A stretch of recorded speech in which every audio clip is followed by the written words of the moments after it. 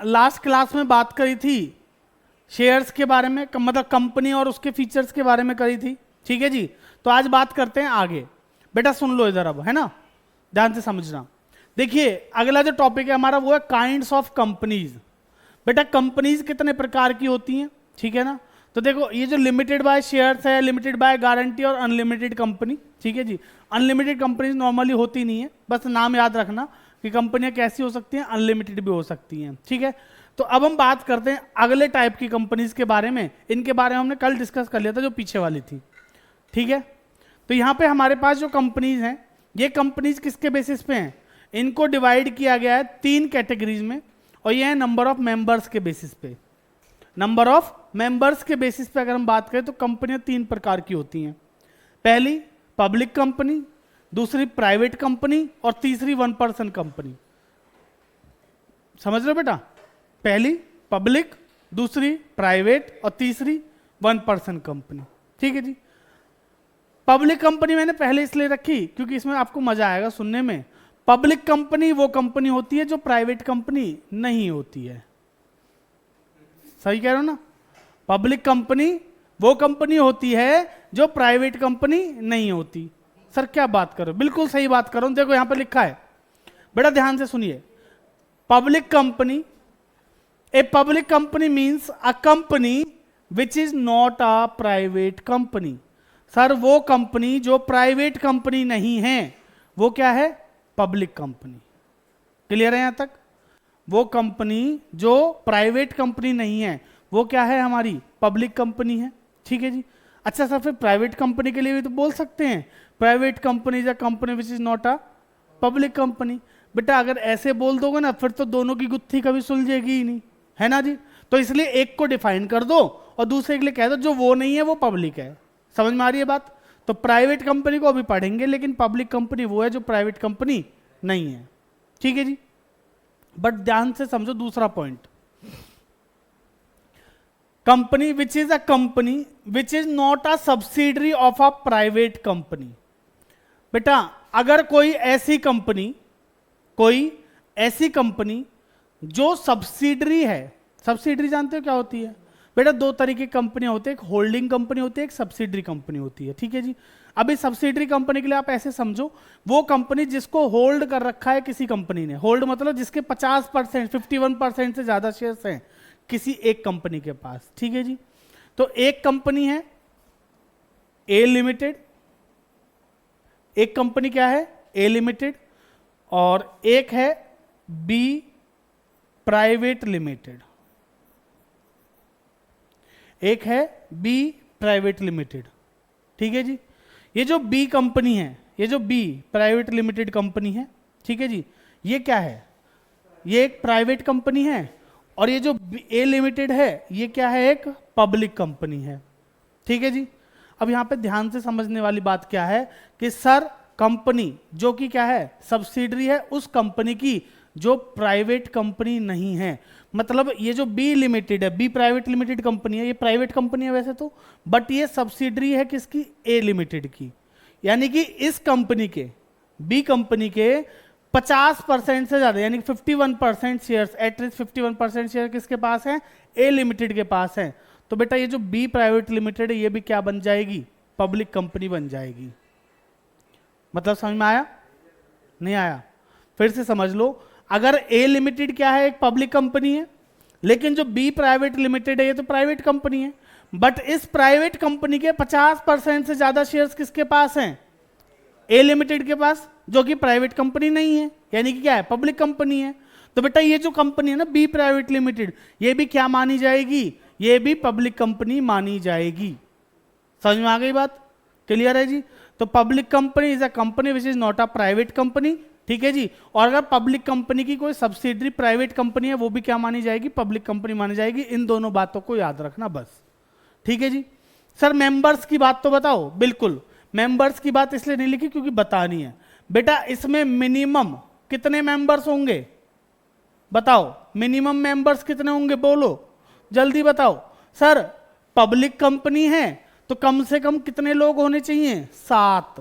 कितने होने चाहिए, 7। समझ में आ गई बात। सर मैक्सिमम कितने होने चाहिए? सर मैक्सिमम की कोई लिमिट नहीं है, मैक्सिमम तो अनगिनत हो सकते हैं, यानी कि नो लिमिट। बेटा पब्लिक कंपनी के मैक्सिमम नंबर ऑफ पार्टनर्स की, मेंबर्स की जो लिमिट है वो क्या है? अनलिमिटेड है। समझ में आ रही बात? क्लियर है जी? यहां तक कोई दिक्कत? ठीक है जी। अब बात समझो बेटा, डायरेक्टर्स की बात और सुन लो। यहां पे डायरेक्टर्स की बात मैं लास्ट में बताऊंगा आपको, यह बता ही देता हूं, सुन लो। मिनिमम दो बातें जरूर याद रखना बेटा। मिनिमम डायरेक्टर्स कितने होने चाहिए? मिनिमम डायरेक्टर्स कितने होने चाहिए इसके? 3।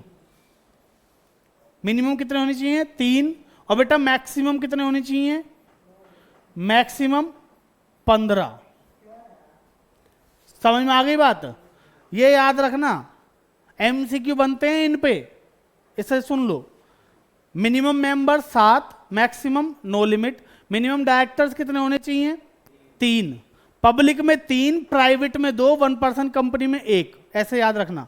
मिनिमम की बात करें जब भी, तो 1% कंपनी में मिनिमम कितने डायरेक्टर्स होने चाहिए? 1, प्राइवेट में 2 और पब्लिक में 3। ठीक है जी। और मैक्सिमम तीनों में कितने होने चाहिए? 15, 15, 15। तीनों में मैक्सिमम डायरेक्टर्स कितने रहेंगे? 15। ऐसे आपको याद रहेगा, इसलिए अभी बता दिया। समझ में आ गई बात? क्लियर है? तो पब्लिक कंपनी समझ में आ गई। चलें प्राइवेट पे, आओ प्राइवेट कंपनी बनाते हैं।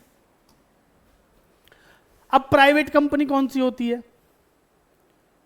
मेरा आपसे एक सवाल है कुशाग, आप मुझे बताइए, रिलायंस कंपनी का नाम सुना है आपने? वो प्राइवेट कंपनी है पब्लिक कंपनी है जी? मेरे को पता ही था ये बेवकूफ़ी करेगा। अरे भैया रिलायंस प्राइवेट कंपनी नहीं है। रिलायंस के नाम के आगे कभी भी देख लेना, रिलायंस प्राइवेट लिमिटेड नहीं लिखा, रिलायंस लिमिटेड लिखा है। पब्लिक कंपनी है बेटा। जिसके आगे लिमिटेड होता है वो पब्लिक कंपनी होती है, जिसके आगे पीवीटी लिमिटेड होता है वो प्राइवेट कंपनी होती है ना जी। पीवीटी मतलब प्राइवेट, एलटीडी मतलब लिमिटेड। समझ में आ रही है बात? तो ये जितनी भी कंपनीज है, देखिए प्राइवेट कंपनी कभी भी पब्लिक में शेयर्स इशू नहीं कर सकती, लेकिन रिलायंस के शेयर आप भी खरीद सकते हो कुशाग्र। ठीक है, खरीदना हो तो बताना, मैं खरीदवा दूंगा। आओ बेटा प्राइवेट कंपनी की बात करो। सर प्राइवेट कंपनी वो कंपनी होती है जिसके, ध्यान से समझ लेना, जिसकी paid up share capital, minimum paid up share capital उतनी होगी जितनी प्रिस्क्राइब्ड है। क्या बोला मैंने? जिसकी minimum paid up share capital कितनी होगी? जितनी उसके आर्टिकल्स में लिखी होगी। पहली बात तो ये, पहली बात क्या है? Minimum paid up share capital as may be prescribed in their articles, articles of association, AOA बोलते हैं जिसको। समझ में आ रही है बात? ठीक है सर, ये बात तो क्लियर हो गई। इसके बाद दूसरी बात समझना बच्चों, ये जो मैंने लिखा है ना यहाँ पे, 1 विच बाय इट्स आर्टिकल्स, ठीक है ना, पेड अप शेयर कैपिटल के लिए ये, ठीक है। दूसरी बात है, अब प्राइवेट कंपनी है तो पब्लिक इशू तो निकाल नहीं सकती। प्राइवेट कंपनी कभी भी पब्लिक से पैसा नहीं मांग सकती, वो अपने जो भी जानने वाले लोग हैं उनको ही तो शेयर दे सकती है। ठीक है, अगर मुझे कोई प्राइवेट कंपनी खोलनी है तो मैं किसके पास जाऊंगा? या तो अपने रिलेटिव से पैसा मांगूंगा, या अपने कंपनी के एम्प्लॉयज वगैरह से मांग सकते हैं कि भाई हम आपको शेयर दे देंगे, आप हमारी कंपनी के शेयर ले लो। तो हम अपने जानने वालों से प्राइवेट में पैसा ले सकते हैं। ठीक है जी, 1 to 1 में। लेकिन पब्लिक कंपनी तो पब्लिक में इशू निकालती है। आपने सुना होगा आईपीओज आते हैं ना जी।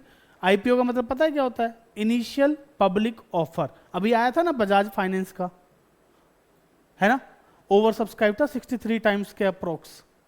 ठीक है जी, तो बेटा ये क्या है? उन्होंने पब्लिक से पैसा मांगा है, तो वो कौन सी कंपनी है? पब्लिक कंपनी है। लेकिन प्राइवेट कंपनी पब्लिक ऑफर नहीं निकाल सकती, इस बात को ध्यान रखना।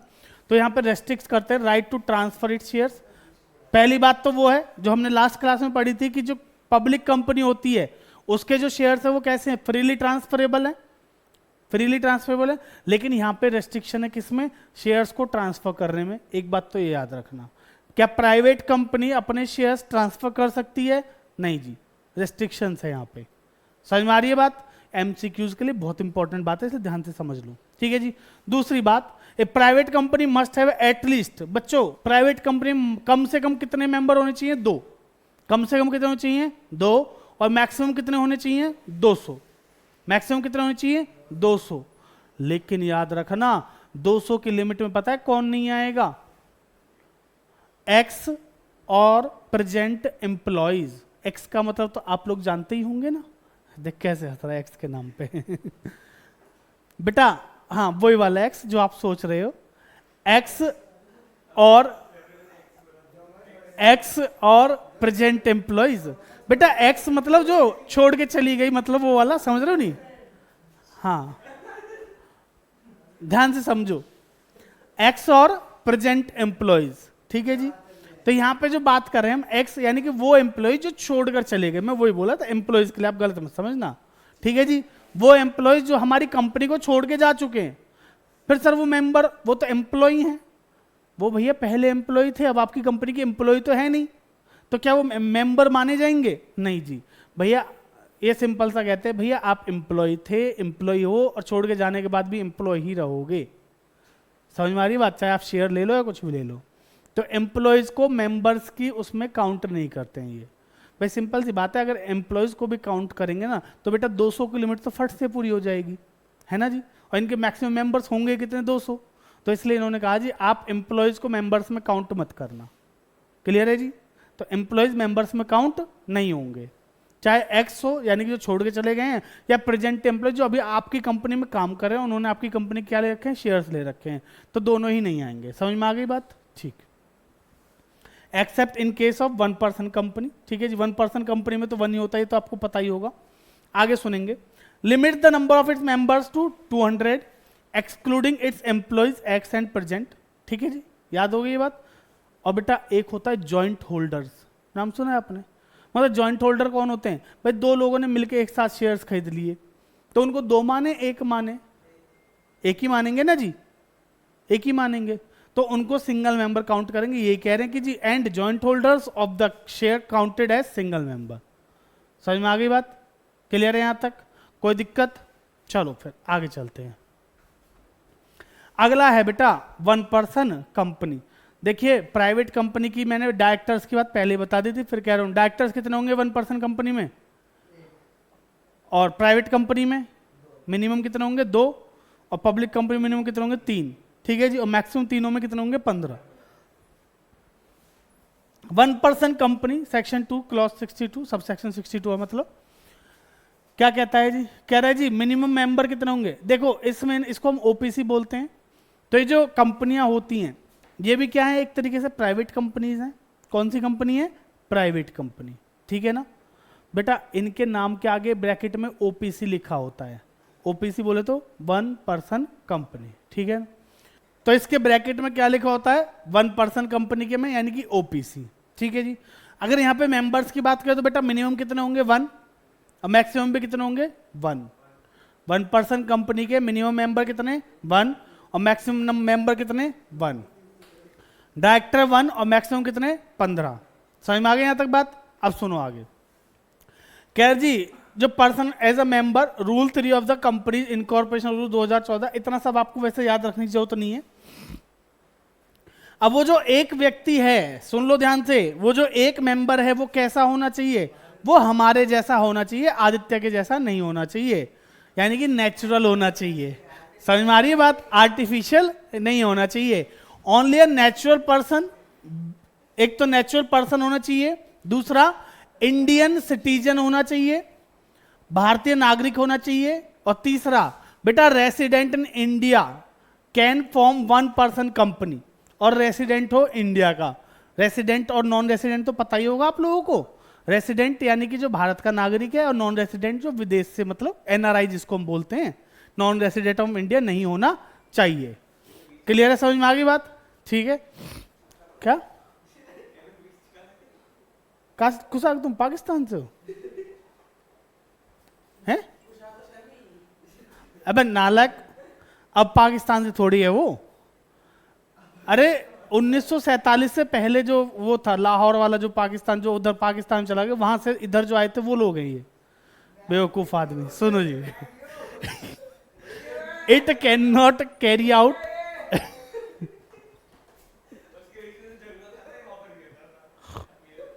कोई बात नहीं। अरे बेटा अभी आप इंडिया में रह रहे हो तो आप इंडियन माने जाओ, टेंशन मत लो। समझ में आ गई जी यहां तक की बात? आगे क्या कह रहा है, it can not carry out non banking financial investment activities. ठीक है जी, non banking financial investment activities नहीं कर सकते हैं 1% कंपनी में। ठीक है, और बेटा इस बात को बहुत ध्यान से सुन लो, इनकी जो paid up share capital is not more than ₹50 lakh. Minimum कितनी होगी, जितनी डिस्क्राइब्ड है वो भी, इनकी भी जितनी मिनिमम डिस्क्राइब्ड है वही रहेगी, लेकिन इनकी जो maximum paid up share capital वो 50 लाख से ज्यादा नहीं होनी चाहिए।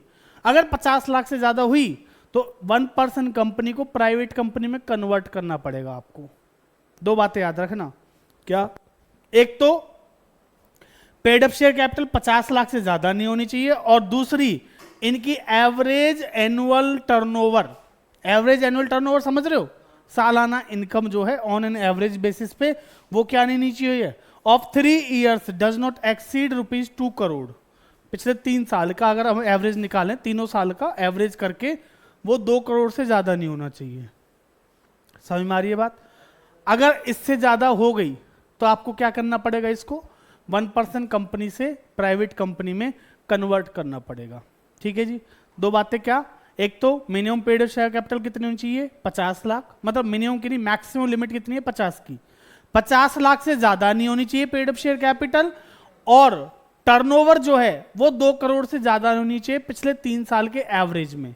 समझ में आ गई बात, क्लियर है यहां तक? चलिए फिर आगे बात करते हैं। बेटा शेयर्स की बात और कर लेते हैं फटाफट से, ठीक है ना, आज तो ज्यादा नहीं करेंगे, बस शेयर्स और पढ़ेंगे फिर आगे बढ़ जाएंगे। अच्छा, शेयर क्या होता है, पता है शेयर्स क्या होते हैं? शेयर्स का मतलब होता है हिस्सा। बेटा कंपनियां जो शेयर्स दे रही हैं ना आपको, इसका मतलब कंपनी आपको अपनी कंपनी में हिस्सेदारी दे रही है। समझ रहे हो नहीं? आपने जैसे अभी मैंने आपको बताया, जैसे आप बोल रहे थे ना कि भाई सर वो टाटा का शेयर खरीदना है, 970 का चल रहा है। बेटा आप 970 रुपए तो दोगे, लेकिन 970 रुपए में आप कहीं ना कहीं उसकी क्या ले रहे हो, एक हिस्सेदारी ले रहे हो। तो शेयर्स वो हैं जिसमें कंपनी की शेयर्स कैपिटल को क्या किया गया है, डिवाइड किया गया है। नंबर ऑफ यूनिट्स जिनमें कंपनी की शेयर कैपिटल को क्या किया है हमने, डिवाइड। समझ में आ रही है बात? तो वो शेयर्स होते हैं। बट क्या सर, क्या शेयर्स के भी टाइप्स होते हैं? तो हाँ, तो शेयर्स बच्चों 2 प्रकार के होते हैं, एक होते हैं प्रेफरेंस शेयर्स, एक होते हैं इक्विटी शेयर्स। ठीक है जी, इक्विटी शेयर्स पता है कौन से होते हैं देव? पता है इक्विटी शेयर्स कौन से होते हैं? कौन से होते हैं? जो प्रेफरेंस शेयर्स नहीं होते हैं। इक्विटी शेयर्स वो होते हैं जो प्रेफरेंस शेयर्स नहीं होते। तो सर अब प्रेफरेंस शेयर्स को तो पढ़ना पड़ेगा ना, तो प्रेफरेंस शेयर्स कौन से होते हैं? बेटा प्रेफरेंस शेयर्स की 2 बातें याद रखो बस। जिनके पास प्रेफरेंशियल राइट होता है, किसका? पहला, प्रेफरेंस शेयर्स वो होते हैं जिनके पास प्रेफरेंशियल राइट होता है। ठीक है जी, सब प्रेफरेंशियल राइट यानी कि पहला अधिकार। किस चीज का पहला अधिकार सर? बेटा अगर कल को कंपनी को कोई दिक्कत हुई, कंपनी बंद आने के कगार पे है, तो उसको अगर पैसा देंगे, पहले किसको देंगे? प्रेफरेंस वालों को, उसके बाद देंगे किसको? इक्विटी वालों को। ठीक है जी, दूसरी प्रेफरेंस किस चीज की है उनके पास? प्रेफरेंशियल राइट किस चीज का है? पेमेंट ऑफ डिविडेंड का। किसका है? पेमेंट ऑफ डिविडेंड का। आपको पता है डिविडेंड कब दिया जाता है? डिविडेंड कब दिया जाता है? जब कंपनी को क्या होता है? प्रॉफिट होता है। प्रॉफिट होगा तो पहले किसको मिलेगा डिविडेंड? प्रेफरेंस वालों को। उसके बाद किसको मिलेगा? इक्विटी वालों को। समझ में आ रही है बात? पहले किसको मिलेगा? प्रेफरेंस वालों को, उसके बाद किसको मिलेगा? इक्विटी वालों को। ठीक है जी। अच्छा, अगर कंपनी को लॉस हुआ, ध्यान से सुन लेना क्वेश्चन, अगर कंपनी को लॉस हुआ तो क्या प्रेफरेंस वालों को डिविडेंड मिलेगा कुशाग्र? बताओ जी। बेटा लॉस के केस में किसी को डिविडेंड नहीं मिलेगा, प्रॉफिट के केस में मिलेगा। मैंने पहले ही बोला था, प्रॉफिट के केस में मिलेगा, और मिलेगा तो पहले प्रेफरेंस को मिलेगा फिर इक्विटी को मिलेगा। 2 बातें याद रखना। ठीक है जी, और यही सारी बातें यहां पे लिखी हैं कि जी वो जिनके पास प्रेफरेंशियल राइट होता है to dividend to be paid either as a fixed amount payable और टू प्रेफरेंस शेयर होल्डर और an amount calculated at fix rate nominal share value पे, वो दिया जाएगा पहले किसको? प्रेफरेंस वालों को। किससे पहले? इक्विटी वालों से पहले। ठीक है जी। और अगर कल को कंपनी पे कोई भी प्रॉब्लम आती है, कंपनी बंद होने की कगार पे है, तो बच्चों पहले किसको पैसा दिया जाएगा? प्रेफरेंस वालों को, रीपेमेंट जो की जाए कैपिटल की, और उसके बाद किसकी होगी? इक्विटी वालों की होगी। समझ में आ गई यहां तक की बात? कोई दिक्कत? क्लियर है ये? तो इसका स्क्रीनशॉट ले लेना आप लोग, ठीक है। फिर आगे बात करते हैं, इक्विटी शेयर्स की ओर बात कर लूँ। मैंने लिख दिया है बेटा, सेक्शन 43 कहता है इक्विटी शेयर्स वही होते हैं जी जो प्रेफरेंस शेयर्स नहीं होते। समझ में आ रही है बात? In other word, shares which do not enjoy any preferential right. अरे सिंपल सी बात है, जो प्रेफरेंस शेयर है वो इक्विटी शेयर है, उनके पास प्रेफरेंशियल राइट था, इनके पास प्रेफरेंशियल राइट नहीं है, तो ये बेचारे प्रेफरेंशियल राइट एंजॉय नहीं कर सकते। समझ में आ गई बात? क्लियर है यहाँ तक? कोई दिक्कत? क्लियर? तो बेटा इसकी जो थ्योरी थी ना वो ऑलमोस्ट खत्म है, ठीक है। अब हमें जो थ्योरी इसकी आगे पढ़नी होगी बस, वो मैं आपको वैसे अगली क्लास में ही बताऊंगा। ऑथराइज शेयर्स क्या होते हैं, ऑथराइज कैपिटल क्या होती है, इशूड कैपिटल क्या होती है, सब्सक्राइब कैपिटल क्या होती है, उसको करेंगे, सीधा प्रैक्टिकल करेंगे, ठीक है जी। वैसे वो तब बताऊंगा जब बैलेंस शीट वाले क्वेश्चंस कराऊंगा ना आपको। इसमें बैलेंस शीट का 4 नंबर क्वेश्चन आता है जो इस बार 6 नंबर का आएगा, ठीक है ना। तो जब वो क्वेश्चन करेंगे वो तब डिस्कस करेंगे, ज्यादा बोर नहीं करूंगा इस चैप्टर में आपको। अब कल से प्रैक्टिकल शुरू, ठीक है जी। तो चलिए आज के लिए इतना ही रखते हैं, बाकी करेंगे अगली क्लास में। तब तक के लिए धन्यवाद। बेटा वीडियो अच्छी लगी तो लाइक शेयर सब्सक्राइब कर देना।